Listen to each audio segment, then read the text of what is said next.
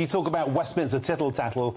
This, I think, could easily fall into the same camp. David, there's no substantive proof ever emerged for any of this, and be careful what you say. The mainstream media has gone completely ballistic over the past 24 hours in regards to comments that they claim the Reform UK leader Nigel Farage made at school as a teenager 4 decades ago. Surely not that sweet young thing. What? He was really a Nazi? Well, according to The Guardian and the Daily Mirror, who have splashed this story all over their front page today, deeply shocking, they say. Nigel Farage faces fresh claims of racism and anti-Semitism at school. And let me tell you, I mean, goodness gracious me, the Westminster elite are going for this. Jess Elgott, who's the deputy political editor of The Guardian, trumpeting on her X page huge revelations about Farage from those who knew him.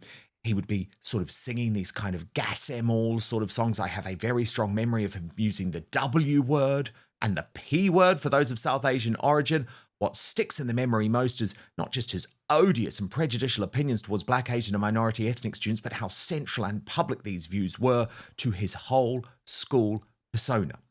So, look, I think what has to happen, right, is we need to talk about this.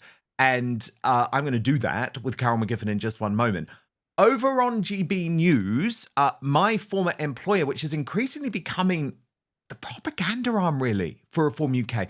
And interestingly, I don't think that helps Farage, actually, because what happened on air when a Labour Party MP dared to raise this story this afternoon is that Martin Daubney, who's, a good guy, but absolutely wants to stand for Reform UK at the next election, he is a Farageist, first and foremost, he freaked out. He panicked. He ended up yelling at this guy because clearly there's this 3-line whip at GB News that we just shouldn't talk about this at all because we don't want to terrify Nigel. My view is, no, let's discuss it. Let's expose it, But I want to show you what went down on GB News this afternoon. Watch the terror in Martin Daubney's eyes. The real story here is actually not this kind of Westminster tittle-tattle. It's the deafening silence coming from Nigel Farage. There are some very serious allegations in newspapers about some of the things he said. Members of my family were murdered by the Nazis. He needs to come out and explain himself. Those allegations are very, very old news. They've been repeatedly lied over the decades. There's no substantive proof on any of them. I think it fits into... You talk about Westminster tittle-tattle. This, I think, could easily fall into the same camp. David, there's no substantive proof ever emerged for any of this, and be careful what you say. Witness after witness has talked about this. Nigel Farage has yet to come out and talk about these allegations, and especially as a chance to get to the platform. I think it's really incumbent on you to make sure he answers those questions. David, Google is your friend. Nigel has talked about this years ago in the past when they came out, the same allegations a long time ago. This is recycled hit job. You know it. I know it. Let's get back to your own Prime Minister, neatly deflecting onto the leader of Reform, as you always do, because he seems to live rent-free in your head. So, Carol McGiffin, look, I will come to these allegations in just one moment because I think they are bullshit, right? Like, I think what Farage said at school 40 years ago, it's like, that's all you've got. But there's also something to me which is really odd about the GB News reaction as well. Do you know what I mean? It's like Daubney was like terrified, be very careful what you say here. It also doesn't help if there is no scrutiny whatsoever from the right on Nigel as well. Do you know what I mean? Because if Nigel's going to be Prime Minister, then actually we've got to make sure that he is legit on a whole load of areas, So I don't like the fact that GB News, which I used to be very proud of, is just like a propaganda arm for Nigel now. Like, why not have the debate about whether Nigel said this? But Martin had clearly been told. It was just so obvious to me he had been told, we are not talking about this story about our dear leader. Dan Wootton Outspoken is available as a podcast too. So to listen or watch us on the go, wherever you are, then please subscribe on Apple Podcasts, Spotify, or wherever you listen to your podcasts. And as a personal favour to me, please rate and review, as it really helps our independent show. I'm not sticking up for anyone here, Dan, but What if he's right? I mean, what if I don't remember Nigel ever talking about this, but what if he has? I know he's denied it vociferously again, I think. Again, I say again because I'm just listening to Martin Daubney there. I'm thinking, well, maybe he has talked about it before. But it's Well, what do you makes me care? Do you suspicious. care if he made these comments at school? Does it matter? Is it relevant at all? It's not relevant to me, no, and it shouldn't be to anyone because you can always tell when something has made it this big into the papers and it's come out of kind of nowhere. Whether or not he said it before, whether or not it's been out before, probably wasn't a very big story, and maybe Martin Daubney knows that, and he knows what the history of it is. But when it comes out and it's like, people are they're like hyenas, like trying to, grab at a corpse. It's like they're really sort of going for it. It's like when any right-wing person, like you even, and people who suddenly get these leftist witch hunts against them, and if they are becoming a little bit powerful, then that's more likely to happen. And they just come from nowhere and they're everywhere. And it just becomes a thing, right? No, you will talk about this. And I know you're buying into that, but it kind of makes me think, well, no, don't talk about it. It was a long, long time ago. Okay, what if he did say it? Was it right? Was it wrong? Why is everybody always debating whether or not someone said something or not? Occasionally you've got to be sensible and think, right, well, yeah, does it matter? It was 40 years ago. Does it matter that I think he said it? Does it matter that you think he didn't say it? It's he said, she said, and it's nonsense. And if Nigel doesn't rise to it, and I'm not a big Nigel Farage fan anymore, and I did used to be, if he doesn't rise to it, then I say good for him. Yeah, no, I actually agree with you. I do. You are right, though, in saying that my approach is like, we've got to talk about these claims that are out there, but I don't care. And I think the vast majority of my audience won't care. I think sometimes you just have to show how desperate the left is. This is the main revelation. By the way, a little bit of background to this. It was sort of out there before via that hard left journalist, Michael Crick. Do you remember him? He used to be on Channel 4 News. Yeah. And Yeah. he's always on GB News now. I actually banned him. I never had him on my show once because he hated GB News so much. He hated Farage so much. And I actually think GB News engages in suicidal empathy by having these type of people on. That's a whole other story. It sort of came from him initially, but The Guardian has now gone and interviewed these new woke people at the school who clearly have an axe to grind. So I'm just going to read just the little start of this expose on the front of The Guardian. It is the hectoring tone, the jeering quality in Nigel Farage's voice today that brings it all back for Peter Ettergy. He would sidle up to me and growl, "Hitler was right," or "gas them," sometimes adding a long hiss to simulate the sound of the gas showers. Ettergy says of his experience of being in a class with Farage at Dulwich College in South London. Ettergy is and this is relevant, Carol, a BAFTA and Emmy award-winning director whose credits include Kinky Boots, McQueen, and Superman. So he's uber woke, right? He's that guy there on the right, ironically. Back then, he was a 13-year-old schoolboy at a loss as to how to handle what he describes as a sudden and inexplicable intrusion of anti-Semitism in his life. This is the first time Ettergy has spoken in such detail of his alleged experiences, but he is not the only one. In recent weeks, The Guardian has heard allegations from more than a dozen school contemporaries of Farage who recount incidents of deeply offensive behaviour throughout his teenage years. However, in legal letters to The Guardian, Farage has emphatically denied saying anything racist or anti-Semitic when he was a teenager. He has also questioned whether there is any public interest in airing allegations that date back over 40 years. After weeks of asking, a spokesperson for Reform UK gave a statement. These allegations are entirely without foundation. The Guardian has produced no contemporaneous record or corroborating evidence to support these disputed recollections from nearly 50 years ago. But Carol, the Labour Party are going all in on this because they have actually officially, like this is the official Labour press account, has posted that Guardian article and said these are deeply disturbing allegations. Nigel Farage must urgently explain himself. Anything you've heard there, Carol? Does anything you've heard there change your view? But first, by the age of 50, we've likely lost half our collagen. opening the door to aching joints, brittle bones, and tired-looking skin that ages you before your time. But there's hope. Native Path collagen peptides are helping millions refill that gap.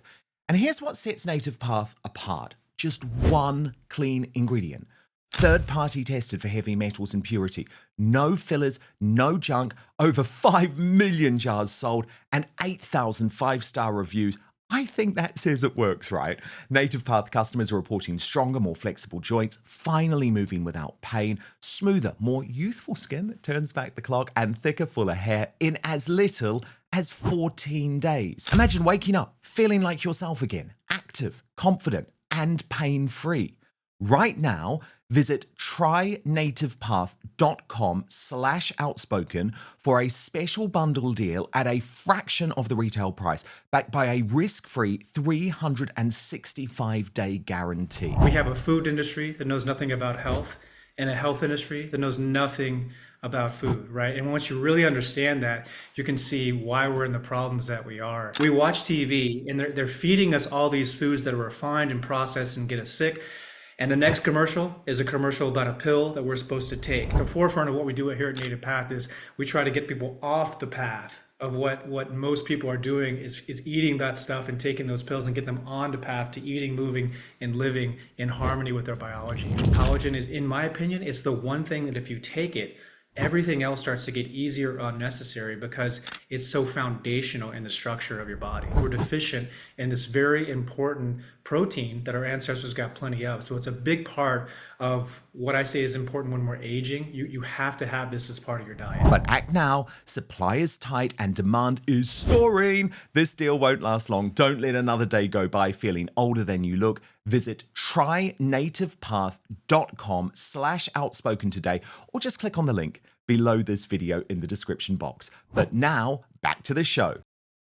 No, none of it. It rings a lot of bells. You know, the way people are behaving, the way the guy who's interviewed the director in The Guardian.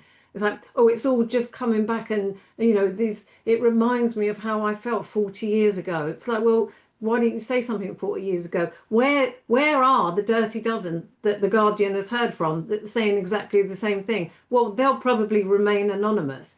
No, it's like, you know, it's this kind of, you know, dictatorial behaviour. It's like, we will talk about this. Nigel Farage will answer to it, but he's already denied it. And, you know, they're just trying to bring it up. It's on the front page. It's probably on the front page for some kind of, you know, to disguise or distract from some other much more important story. But who knows what that might be? Probably the destruction of our country, let's be honest. And it was interesting at PMQs today because Lee Anderson just sort of went all in. I think he performed well, actually. And Starmer tried to raise these Farage allegations, but didn't quite have the balls to go all in. Watch. Whilst the Labour front bench continue to peddle their own form of dog whistle politics, Reform UK... Dog whistling. The expert. Reform UK are cracking on with the day job. Our reform-led councils are reform... Can I just say, you might say it's the way he tells them, but it might be worse. It's the way I tell them. Lee Anderson.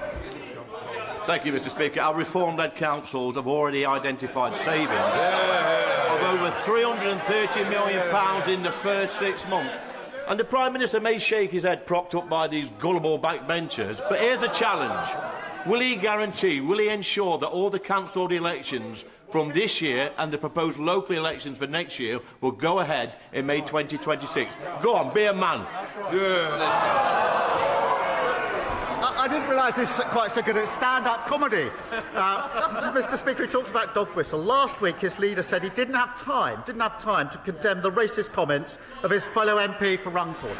He also said he didn't have time to condemn his party calling children in care evil. He didn't have time. I wonder if he can ask his leader next door to him whether he's got time for his explanation for the stories in today's papers. McGiff, what did you make of that?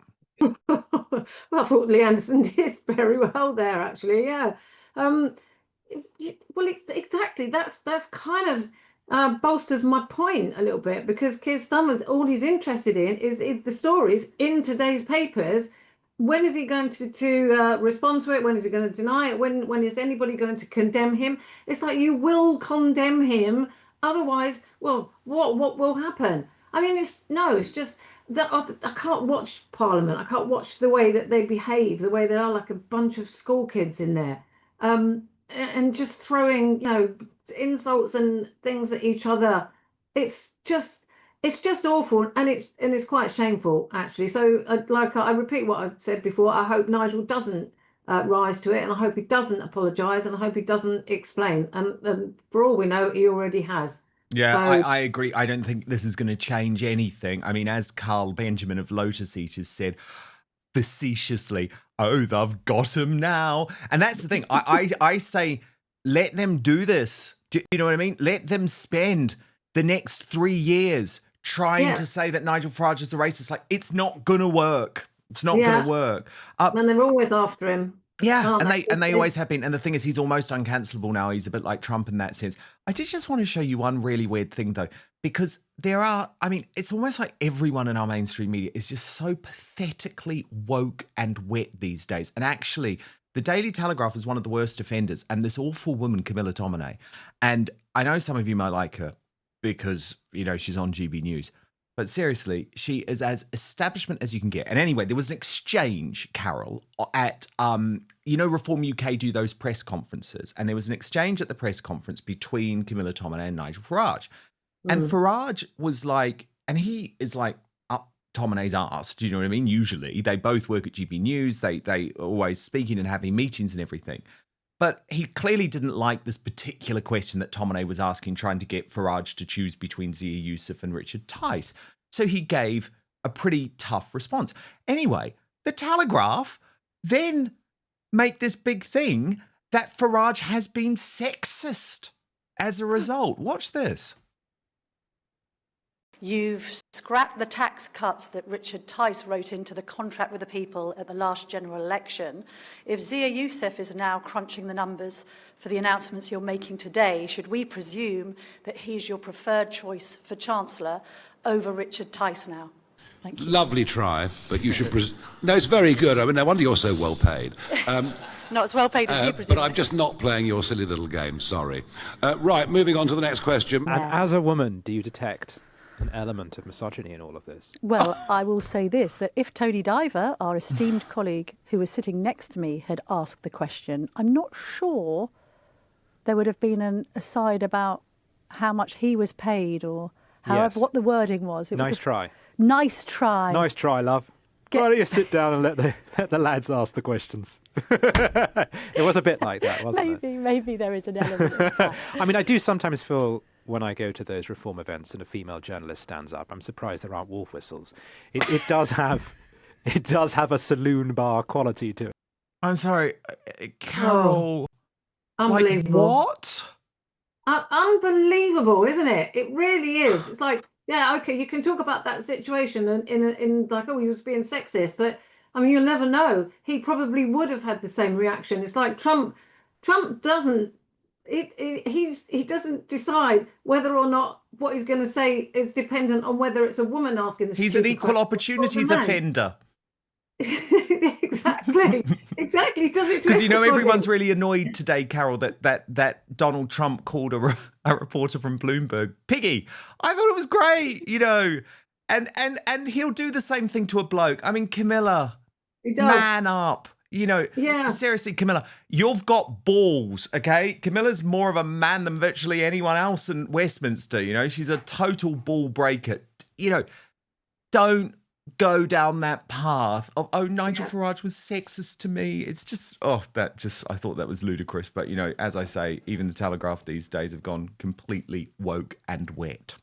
Thank you so much for watching Dan Wootton Outspoken. Please click on my face just to the bottom left to subscribe to this brand new independent news source and turn on the notification bell so you'll be alerted to our brand new live shows, uncancelled interviews, and special royal episodes. Outspoken is also now available as a podcast, so you can listen to the show every weekday on the go wherever you are.